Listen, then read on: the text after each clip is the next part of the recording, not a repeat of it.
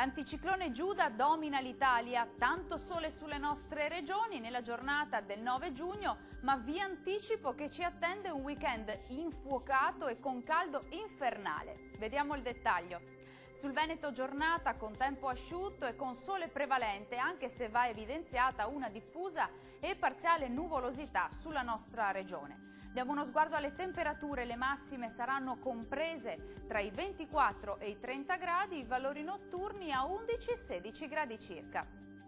Che tempo farà invece sul Friuli Venezia Giulia? Sempre sole e bel tempo su tutti i settori, salvo un po' più di nubi sparse qua e là, ma saranno del tutto innocue. Temperature massime comprese tra i 26 e i 28 gradi, i valori notturni previsti sui 13-15 gradi circa.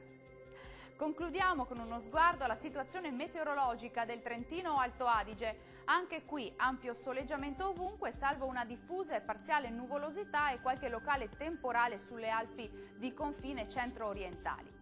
Temperature massime tra i 27 e i 31 gradi, valori notturni attesi sui 12 gradi circa.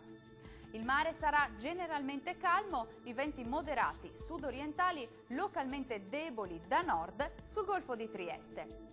Dal meteo di Antenna 3 per ora è tutto, grazie per l'attenzione e arrivederci al prossimo aggiornamento.